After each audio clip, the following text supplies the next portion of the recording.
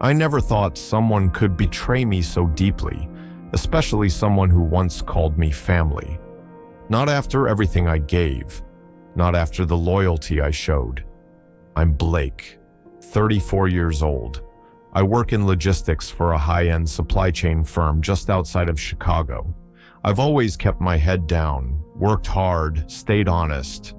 I grew up with not much, raised by a single mom, no siblings, no handouts.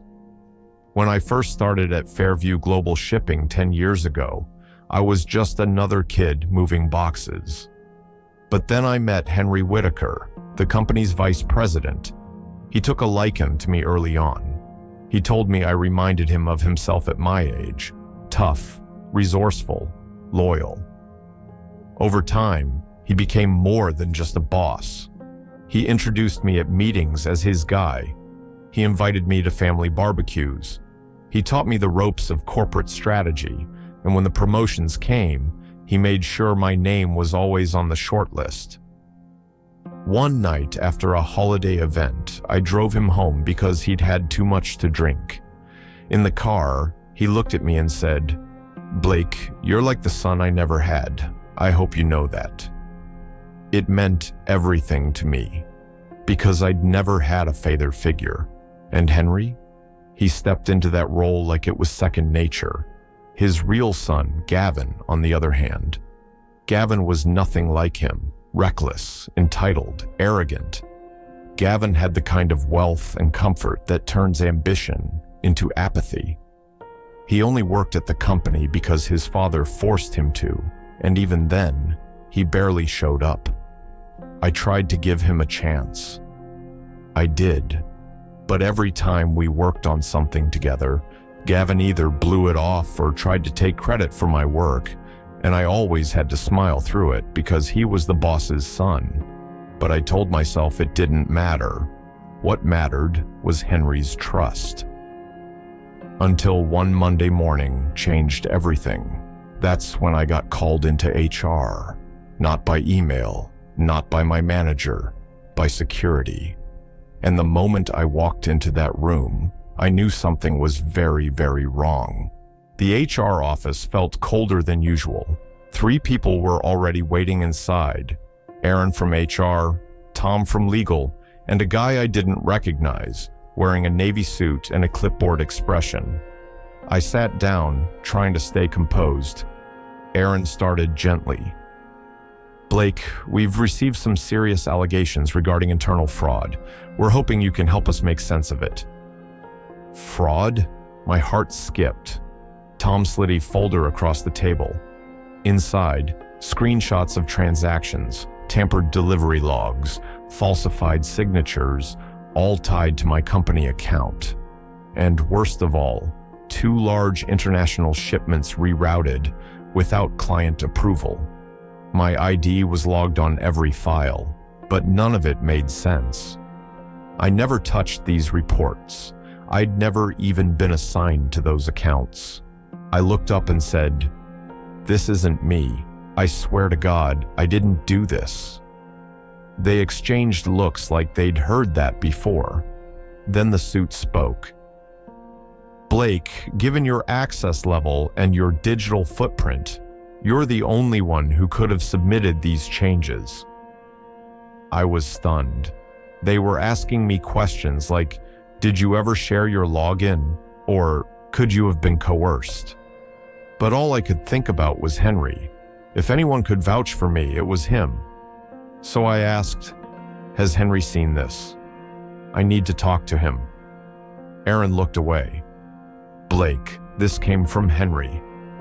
Everything inside me collapsed. He, the man who called me his son, had handed over this so-called evidence. He wasn't defending me. He was accusing me. After that meeting, I couldn't sit still. My head was spinning with betrayal, confusion, and fear. I stormed out of HR and went straight to Henry's office. The door was open. He was at his desk, pretending to look busy, papers in hand, tapping a pen like the world outside didn't exist. I stepped in and said, "Henry, what the hell's going on?" Why didn't you come to me before handing over that file? He glanced up, barely, and replied, Blake, I can't talk to you about this right now. His tone was cold, corporate, robotic, like I was just another name on a spreadsheet. You said I was like a son to you, I snapped. Now you're letting them hang me for something I didn't do? He took a breath and stood up, straightening his tie like it gave him some kind of shield. There's an investigation. Let it run its course, he said. I have a duty to the company. A duty? I laughed bitterly. What about your duty to me? He didn't answer, just looked away. That's when I noticed it. On the edge of his desk, a familiar folder with a sticky note on it. My name, scribbled in Henry's handwriting. I walked out before I lost control, but something deep in my gut told me he was hiding something, and it wasn't about protecting the company. It was about protecting someone else. That night, I couldn't sleep. My thoughts kept circling one thing. Why would Henry, of all people, sacrifice me? I knew I hadn't shared the file. I knew the leak had to come from somewhere else, and I was going to find out where. The next morning, I reached out to Lena, a friend in IT security. We'd worked late nights together on past projects, shared stories, trust, and too much vending machine coffee. I said, Lena, I need a favor. Off the record, she hesitated. You're being investigated, Blake. This could get me fired. I didn't argue, just said, I wouldn't be asking if I wasn't sure I was being framed. There was a pause, then, meet me at the loading dock at 6 and come alone. That evening, she handed me a flash drive. This is all the server room access logs and backup footage for the past 2 weeks, she whispered. The official logs were wiped, but I found fragments in the off-site mirror. I took it home and opened the footage on my personal laptop. There it was, 2:46 a.m. A figure entering the server room. The angle was fuzzy, but I could make out the broad shoulders, the confident stride, and the security badge. Zooming in frame by frame, my stomach dropped. It wasn't me. It was Logan, Henry's son. The same Logan who was let go 6 months ago for botching a multi-million-dollar proposal. The same Logan who was now, somehow, back in the system. The next morning, I walked into Henry's office, flash drive in hand. He looked up, surprised to see me. Blake, you shouldn't be here. HR said. I cut him off. We need to talk, in private. He hesitated, then shut the door. I plugged the drive into his desktop, let the footage speak. He watched in silence as the blurry figure, his own son, appeared on screen. The timestamp, the badge scan, all of it undeniable. When the video ended, I said, Logan did this. He accessed the server room. He leaked the prototype. You said I was like a son to you, so why frame me? Henry didn't move, just stared at the screen, then leaned back in his chair and exhaled deeply. You don't understand the pressure I'm under, he said quietly. Logan, he made a mistake, a bad one, but he's my blood. I blinked. So am I disposable? After 10 years of loyalty? He stood up, walked to the window, wouldn't meet my eyes. Let this go, Blake. Please, you'll land on your feet. I couldn't believe what I was hearing. You'd rather let me burn than hold your son accountable? Then he turned, cold, like someone else had taken over. You leak this. I'll make sure every door in this industry stays shut to you. Silence. Heavy, suffocating silence.